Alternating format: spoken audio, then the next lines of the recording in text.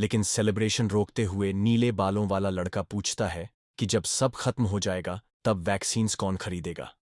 Oscar कहता है उसे पैसे की चिंता नहीं करनी चाहिए, क्योंकि उसने ऐसा पोषण तैयार किया है जिसकी हमेशा डिमांड रहेगी। लड़के की लालच देखकर प्रोटैगनिस्ट कहता है कि जो पोशंस बिक रहे हैं वो लो और मिड रैंक हैं, क्योंकि अभी स्टार टियर पोशन बनाने का टाइम नहीं है, जो कहा जाता है कि डेड को भी जिंदा कर सकता है। अपनी सोच में प्रोटैगनिस्ट कहता है वो अभी ऐसा नहीं करेगा, क्योंकि पहले उसे व्हाइट टावर को मजबूत बनाना है। फिर वो फ्रैंक से कहता है कि बाकी कामों के लिए मटीरियल्स इकट्ठा करे, जैसे लैंटिस लीव्स और सी स्टेम्स। शॉक्ड फ्रैंक कहता है ये इंग्रेडिएंट्स मिलना मुश्किल है, क्योंकि जिन फील्ड्स में ये प्लांट्स उगते थे वो बहुत पहले पानी में डूब चुके हैं। कुछ समय बाद ऑस्कर खुद वहां जाकर देखने का फैसला करता है और फ्रैंक को साथ लेता है। परेशान फ्रैंक पूछता है क्या सच में इतनी दूर पैदल आना जरूरी था जहां कैरेज नहीं पहुंचती। प्रोटैगनिस्ट उसे शांत रहने को कहता है और बताता है सिर्फ 10 मील रह गए हैं। लेकिन ये सुनकर फ्रैंक कंफ्यूज हो जाता है, क्योंकि ये यूनिट बहुत पहले से यूज होना बंद हो चुका है। मुंह खोले हमारा लड़का सोचता है क्या पाउंड्स भी हटा दिए गए, जबकि वो कैलकुलेशन को और मजेदार बनाते थे। अचानक नीले बालों वाला लड़का कहता है कि उसे एंट्रेंस दिख रहा है। दोनों कैबिन के पास पहुंचते हैं और दरवाजे की दरार से एक आदमी गहरी नजर डालते हुए पूछता है क्या वो दोनों पैदल आए हैं। फ्रैंक कहता है हाँ, क्योंकि कैरेज तो बस एंट्रेंस तक जाती है। तभी अचानक और कैरेजेस आ जाती हैं, दिखाते हुए कि ये सच नहीं है। उनमें से एक में वाइट सूट और ग्लासेस पहने आदमी पूछता है क्या घर वाला आदमी अपनी जमीन बेचना चाहता है। ग्रे हेयर्ड दाढ़ी वाला आदमी दरवाजा खोलकर कहता है कि वो अपनी जमीन कभी नहीं बेचेगा, चाहे कोई मिसिलो का कासल ही क्यों ना ऑफर करे। डिवोर पॉल कहता है कि जिद सिर्फ शुरुआत में क्यूट लगती है, अगर वो मर गया तो जमीन किसी के पास नहीं जाएगी। गुस्से में आइवान कहता है उसे इससे फर्क नहीं, जब तक वो जमीन किसी को न मिले। जिद करते हुए व्हाइट सूट वाला आदमी कहता है कि आइवान को बेहतर होगा जमीन जल्दी बेच दे, क्योंकि फैक्ट्रीज आने के बाद उसकी वैल्यू गिर जाएगी। आइवान बेफिक्र होकर कहता है जब तक वो जिंदा है कोई फैक्ट्री नहीं बनेगी। कुछ न कर पाने पर पॉल कहता है कि ठीक है। वो निकल रहा है। कार में बैठने से पहले वो बोलता है कि आते वक्त उसने कुछ हर्ब्स कुचल दिए, तो ये रहा पैसा नुकसान भरपाई का। कैश का बंडल फेंककर आदमी गाड़ी में बैठ जाता है और हाथ हिलाते हुए चला जाता है। कार में वो अपने आदमियों से पूछता है कि आइवन के पास व्हाइट टावर मेजर्स क्या करने आए थे। जैसे ही उसे पता चलता है कि टावर ने वैक्सीन्स बेचकर बहुत बड़ी रकम बनाई है, पॉल की दिलचस्पी और बढ़ जाती है, खासकर जब पूरी रकम सुनता है। अचानक वो ड्राइवर को न्यूज़पेपर से मारता है और पूछता है ये उसे अब क्यों बताया जा रहा है। अपने मन में बिजनेसमैन तय करता है कि वो आइवन को व्हाइट टावर का सपोर्ट नहीं लेने देगा। अगर ऐसा हुआ तो आइवन कभी जमीन नहीं बेचेगा। फिर वो पीछे बैठे आदमी से पूछता है क्या वो पिछले वाले मर्सिनरीज को हायर कर सकता है। हेंचमैन मना करता है तो पॉल उसे भी न्यूज़पेपर से मारते हुए कहता है कि बस आइवन को मार दो और मिसिंग रिपोर्ट कर दो। आदमी पूछता है अगर white tower measures herb farm में ही रुक गए तो। पॉल कहता है उन्हें भी खत्म किया जा सकता है। आखिर बुरा क्या होगा, क्योंकि अब सिर्फ 3 मैजिक टावर्स बचे हैं और व्हाइट टावर तो बैंकरप्ट हो चुका है। बाद में हम देखते हैं फ्रैंक घास पर लेटा है और कहता है आइवन अच्छा इंसान है जिसने उन्हें रुकने दिया और खाना भी खिलाया। ऑस्कर आसमान की तरफ देखते हुए अग्री करता है। फ्लैशबैक में बूढ़ा आदमी कहता है कि उन्हें यहीं सोना चाहिए, क्योंकि उस समय बाहर निकलना खतरनाक होगा। क्यूरियस होकर प्रोटेगनिस्ट पूछता है वो इतने समय से कैसे टिका रहा। आइवन बताता है कि असल में नुकसान पॉल को है, क्योंकि इंपीरियल फैमिली उसे कल्चरल एसेट मानकर सुरक्षा देती है, क्योंकि वो हर्ब कल्टीवेशन में एक्सपर्ट है। हमारा लड़का कहता है अगर उसने जमीन बेच दी होती तो वो अमीर बन जाता। आइवन जवाब देता है कि ये ऑब्वियस है, वो जमीन नहीं बेचता क्योंकि उसे उससे प्यार है। यही उसका घर है, जन्म से और आखिरी सांस तक रहेगा। प्रेजेंट में फ्रैंक कहता है आइवन का शर्माना और अंदर भाग जाना थोड़ा क्यूट था। टॉपिक बदलते हुए फ्रैंक कहता है यहां के तारे इतने चमकीले हैं कि उसे जलन होती है। वो सोचता है इतनी ब्रिलियंट लाइफ जीना कैसा लगता होगा, कुछ ऐसा जो ऑस्कर जैसे जीनियस ही समझ सकते हैं। हमारा लड़का कहता है उसका दोस्त भी बहुत टैलेंटेड है। फ्रैंक धन्यवाद देता है, लेकिन कहता है ये बस खाली बातें हैं। प्रोटैगनिस्ट मना करता है और कहता है वो कभी खाली कॉम्प्लीमेंट नहीं देता। फ्रैंक को देखते हुए वो सोचता है कि उसे समझ नहीं आता क्रशियन ने क्यों कहा था कि लड़का प्रॉब्लमैटिक है। फिर आसमान की तरफ देखते हुए कहता है कि पहले सुरेरिन के बीचों बीच भी तारे दिखते थे, लेकिन अब पब्लिक लाइटिंग की वजह से नहीं दिखते। इंट्रीग्ड फ्रैंक कहता है वो तो बहुत पुरानी बात है, और पूछता है क्या सच में शहर की हर्ब इंडस्ट्री को रिवाइव करना मुमकिन है।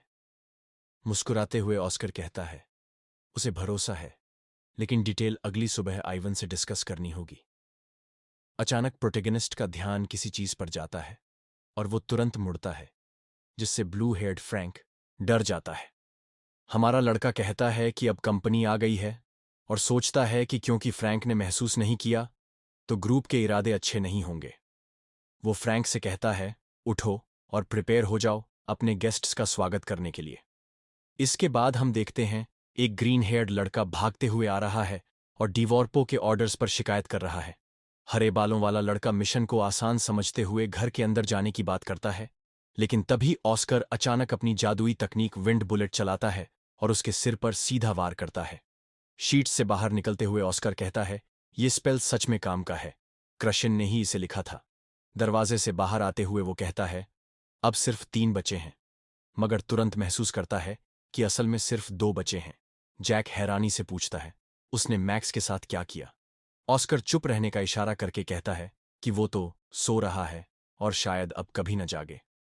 गुस्से में बूढ़ा आदमी ऑस्कर को कोसता है, जबकि लाल बालों वाला जैक कहता है कि अगर आइवन का ठिकाना बता दे तो वो पलटवार छोड़ देंगे। ऑस्कर मुस्कुराकर कहता है कि बजाय छुपाने के अपनी दबाई हुई भावनाएं महसूस करो। जैक चुनौती स्वीकार करता है और बूढ़े को हमला करने का आदेश देता है। ऑस्कर एक उंगली छटकाते ही हमले से बच जाता है, जिससे बूढ़ा उसकी तेजी देखकर हैरान हो जाता है। लेकिन वो लगातार हमला करता है और कहता है कि उसके पास सिर्फ एक हथियार नहीं है। ऑस्कर कहता है कि ये लड़ाई अब यहीं खत्म होगी। गोलियों से बचते हुए भी वह बिना घबराए जवाब देता है, जिससे उसका प्रतिद्वंदी और चिढ़ जाता है। ऑस्कर ताना मारता है कि उसका हथियार न तो अनोखा है और न ही नया। तभी एक और वार उसे पीछे हटने पर मजबूर कर देता है। अचानक ऑस्कर पर गोलियों की बौछार शुरू हो जाती है। जैक हमला कर रहा होता है और उसकी गोलियां ऑस्कर की ढाल को तोड़ने लगती हैं। ऑस्कर सोचता है यही कारण है कि अपराधी डरावने होते हैं। जैक हंसते हुए कहता है अगर ऑस्कर थोड़ी और देर असावधान रहता तो उसकी जान चली जाती। वो साफ कर देता है कि बूढ़ा तो बस एक सबॉर्डिनेट था, जिसे आसानी से बदला जा सकता है। ऑस्कार गौर करता है कि जैक का हथियार साधारण नहीं है। वो पूछता है कि क्या उसमें एक्सेलरेशन, एनहांसमेंट और पेनिट्रेशन स्पेल्स भरे गए हैं। जैक चौंक कर पूछता है उसे कैसे पता। ऑस्कार कहता है कि जब उसने गोलियों को रोकने की कोशिश की और नाकाम रहा तभी समझ गया। जैक मुस्कुराकर कहता है कि लड़का अहंकारी है लेकिन प्रतिभाशाली भी। वो उसे अपने साथ काम करने का ऑफर देता है, अच्छी तनख्वाह के वादे के साथ। ऑस्कर तुरंत मना कर देता है और कहता है ऐसा करने से मेरे सिर के पीछे खुजली शुरू हो जाएगी। जैक कहता है फिर अब बात करने का कोई मतलब नहीं।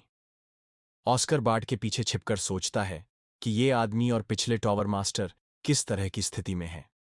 उसका मना आधा बचा है और निकलने का एक ही रास्ता है, जैक की बंदूक के रीलोड डिले में। उसे पता है कि रीलोड में 1.4 सेकंड लगते हैं। ऑस्कर ठान लेता है उसे बस जैक की आखिरी गोली निकलवानी है और उसी गैप में हमला करना होगा। एक्सेलरेशन मैजिक का इस्तेमाल करके वो आगे की तरफ तेजी से छलांग लगाता है। जैक ऑस्कर पर गोली चलाता है और घमंड से कहता है कि उसके हथियार पर बनी ट्रिनिटी एंग्रेव को कोई इंसान नहीं हरा सकता। गोली तेजी से ऑस्कर की ढाल की तरफ बढ़ती है। जैक मुस्कुराता है, उसे लगता है सब खत्म हो गया है। लेकिन असली बात यह है कि ऑस्कर उसी वक्त अपना विंड बुलेट तैयार कर रहा होता है। रीलोड में उलझे जैक को देर से एहसास होता है कि ऑस्कर की ढाल गायब हो चुकी है, पर तब तक बहुत देर हो चुकी होती है। ऑस्कर सामने खड़ा है और सीधा उसकी आंखों के बीच गोली दाग देता है। जैक आखिरी पल में सिर्फ ये पूछ पाता है कैसे मुमकिन है। ऑस्कर ठंडे लहजे में कहता है तुम समझोगे भी तो नहीं। जैक के गिरते ही ऑस्कर उस रिवॉल्वर को उठाकर परखता है जिसने उसे बहुत परेशान किया था। सोचता है हथियार कमाल का है। गोलियां उसकी ढाल को चीर नहीं सकीं क्योंकि उसने ढाल को रीइंफोर्स करके घर्षण कम किया और अंदरूनी शक्ति बढ़ा दी थी। अगर ये तरीका काम न करता तो वो जमीन पर पड़ा होता। ऑस्कर ठान लेता है कि आधुनिक हथियारों पर और रिसर्च करनी होगी, लेकिन उसकी पहली प्राथमिकता है फ्रैंक और इवान को बचाना, क्योंकि 4 दुश्मन थे, 3 खत्म, एक अभी बाकी है। दूसरी तरफ नीली दाढ़ी वाला आदमी इवान से कहता है कि वो हट जाए, वरना उसे बचाने की चिंता में वो ठीक से लड़ नहीं पाएगा। आइवन मान जाता है और फ्रैंक से सावधान रहने को कहता है। सामने पीली आंखों वाला दुश्मन मुस्कुराकर कहता है कि असली निशाना तो बूढ़ा ही है, लेकिन पहले वो फ्रैंक को खत्म करना चाहता है, क्योंकि हमेशा जानना चाहता था कि 4 महान टावर्स के मेज से सब इतना क्यों डरते हैं। वो झपटता है, फ्रैंक बच निकलता है। दुश्मन हंसकर कहता है, बहुत आसान था, कुछ दमदार दिखाओ। अचानक वार करता है, लेकिन झटका खाकर महसूस करता है कि वार किसी इंसान पर नहीं पड़ा। फ्रैंक ने उसके हथियार को नंगे हाथ पकड़ लिया था और दूसरे हाथ से पलटवार किया। दुश्मन जमीन पर गिर पड़ता है, मुंह से स्ट्रॉबेरी जूस जैसी तरल धारा बहती है। फ्रैंक धीरे से कहता है, माफ करना, मेरी थोड़ी अलग कंडीशन है। वो खुद हैरान है कि उसने क्या कर दिया। तभी ऑस्कर, जो छिपकर देख रहा था, सब समझ जाता है। फ्रैंक का शरीर हवा में बदल सकता है, मतलब फिजिकल अटैक्स उस पर असर ही नहीं करते। ऑस्कर हैरान होकर सोचता है कि उसने ये रेयर मैजिक सिर्फ किताबों में पढ़ा था, वही शक्ति जो 7वें टावर मास्टर के पास थी। फ्रैंक ऑस्कर को देखकर घबरा जाता है। ऑस्कर कहता है, तुमने अच्छा काम किया। आइवन कहाँ है? याद आते ही फ्रैंक घबरा जाता है और आइवन को पुकारने लगता है। ऑस्कर सोचता है, अगर फ्रैंक को ट्रेन किया जाए तो उसकी ताकत इतनी बढ़ सकती है कि दर्जनों महान मेज भी उसके सामने फीके पड़ेंगे। सुबह होते ही हम बूढ़े आइवन की झोपड़ी में लौटते हैं। आइवन फ्रैंक को गले लगाकर कहता है, अगर तुम न होते तो मैं ये सूरज कभी न देख पाता। ऑस्कर भी मानता है, अगर फ्रैंक न होता तो हालात काफी मुश्किल हो जाते। फ्रैंक शर्मा कर लाल पड़ जाता है। वो पूछता है, अब सब खत्म हो गया? आइवन सिर हिलाता है और कहता है, नहीं, पोल इतनी आसानी से हार मानने वाला नहीं। ये सूरिन की सबसे उपजाऊ जमीन है। बाकी सारी जमीन फैक्ट्रियों से बर्बाद हो चुकी है, इसलिए वो फिर आएगा। अगर इंडस्ट्री उसकी फील्ड्स के पास ग्रो करने लगे तो वो दिन आएगा जब रेजिस्टेंस रखना बेकार हो जाएगा, क्योंकि अगर सॉइल इनफर्टाइल हो गई तो हर्ब्स उगाना पॉसिबल नहीं रहेगा।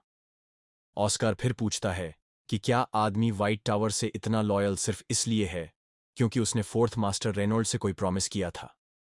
सरप्राइज्ड आइवन सुनता है जब प्रोटोगोनिस्ट बताता है कि बहुत पहले हर्बलिस्ट्स को अलग नजर से देखा जाता था। उन्हें विचेस माना जाता था और पकड़ से बचने के लिए नोमैडिक लाइफ जीते थे। तब एक दिन व्हाइट टावर के 4th मास्टर आए और उन्हें वेलकम किया। सुरिन बुलाया, जो उनका इटर्नल होम बना, जहां कोई उन्हें नीचे नहीं देखेगा। ऑस्कर मॉडेस्टी से कहता है उसने ये स्टोरी एक बुक में पढ़ी थी।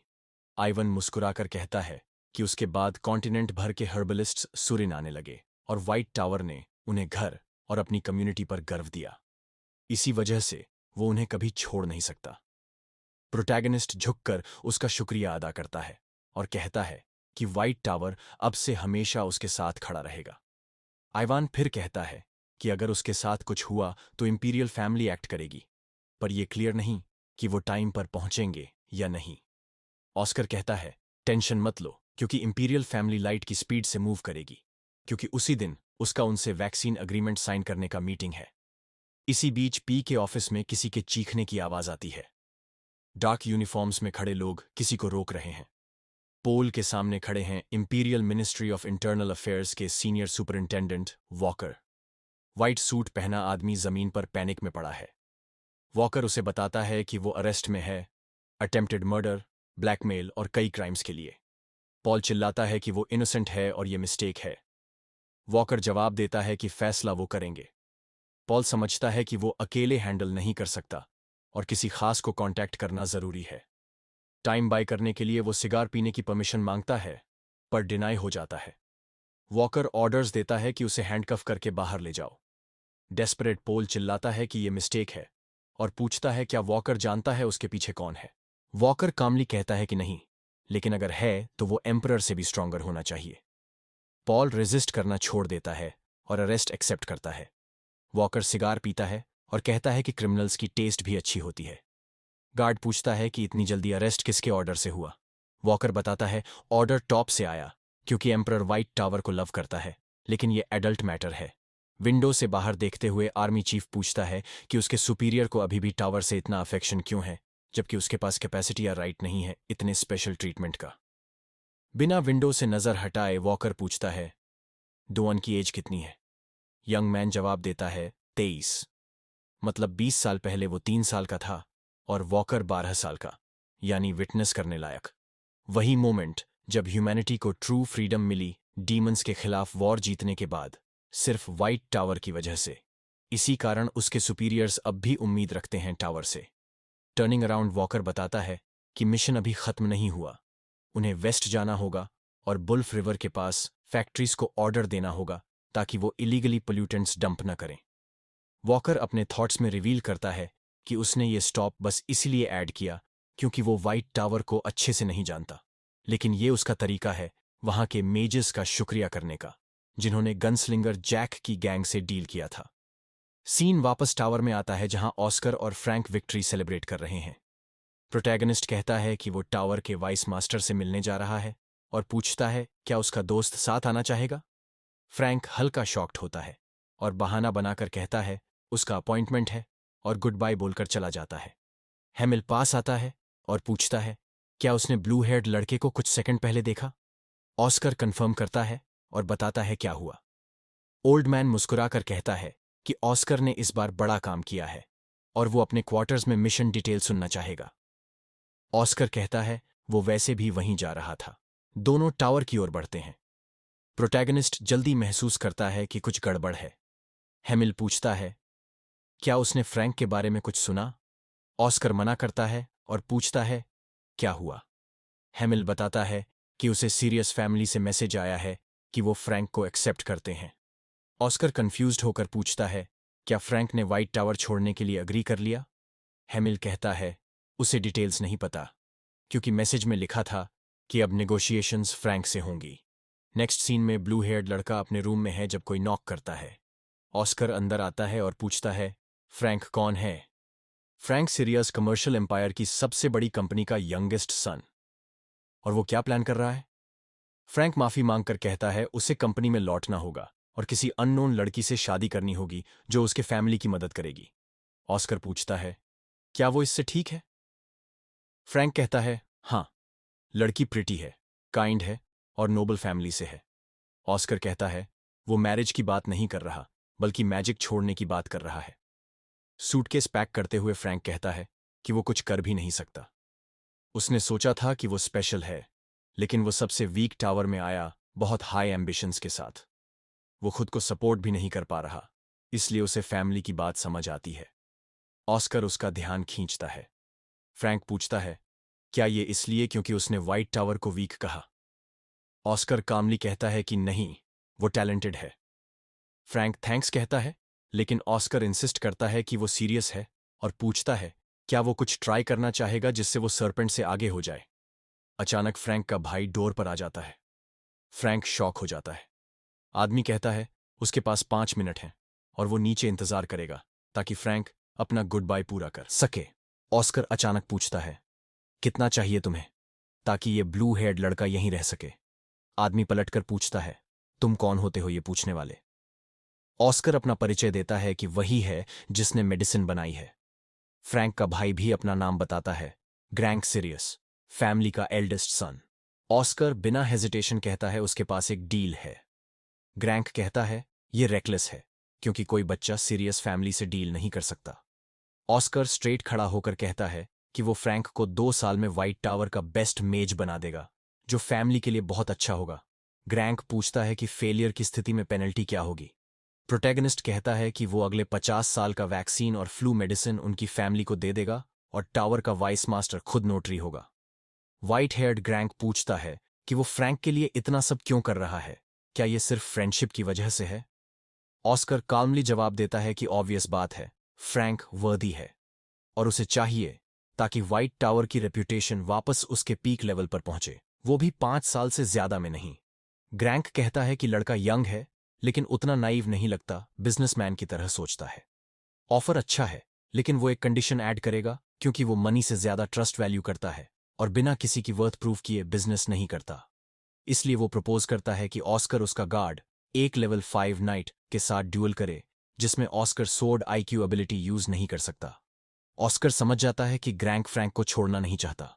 रूम से निकलते हुए ग्रैंक कहता है कि वो उसे कल दोपहर को देखेगा।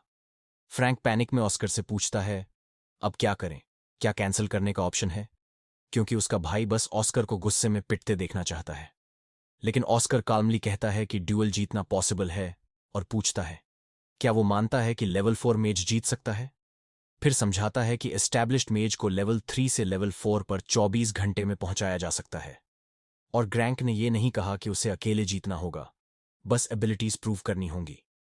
इसलिए ऑस्कर फ्रैंक को लेवल 4 मेज बना देगा ताकि वो टावर में रह सके। सीन शिफ्ट होता है टावर की 40वीं मंजिल ट्रेनिंग रूम में, जहां फ्रैंक अब भी अनिश्चित है।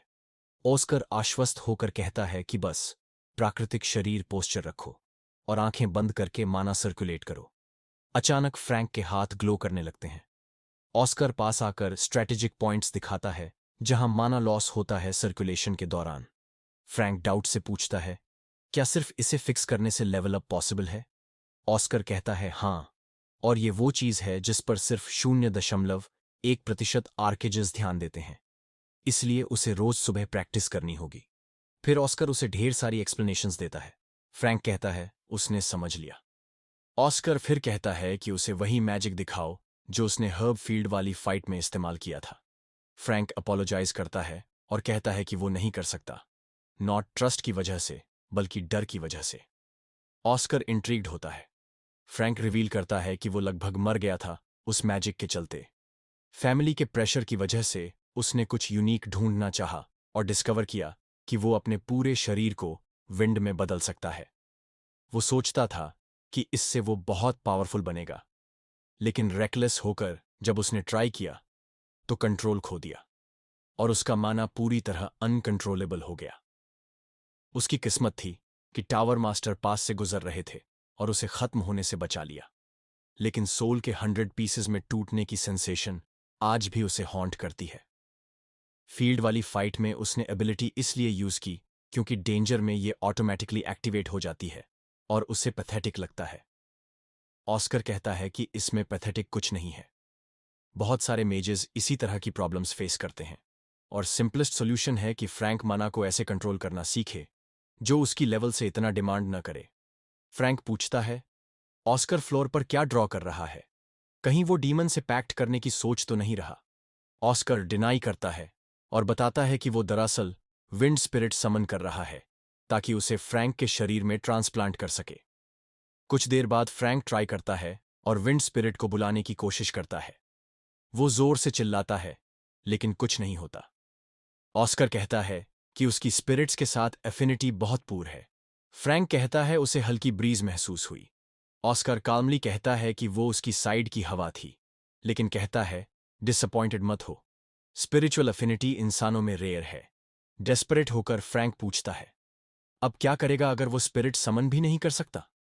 ऑस्कर मुस्कुराकर कहता है, एक और रास्ता है। उसने एक स्पिरिट बुलाने वाली विद्या सीखी थी जब वो अपने पिछले जन्म में एल्फ किंगडम गया था। वो लड़के से कहता है, हट जाओ, क्योंकि अब मैं कोशिश करूंगा। सर्कल के बीच खड़े होकर वो कहता है कि स्पिरिट किंग उसे पहचान लेगा।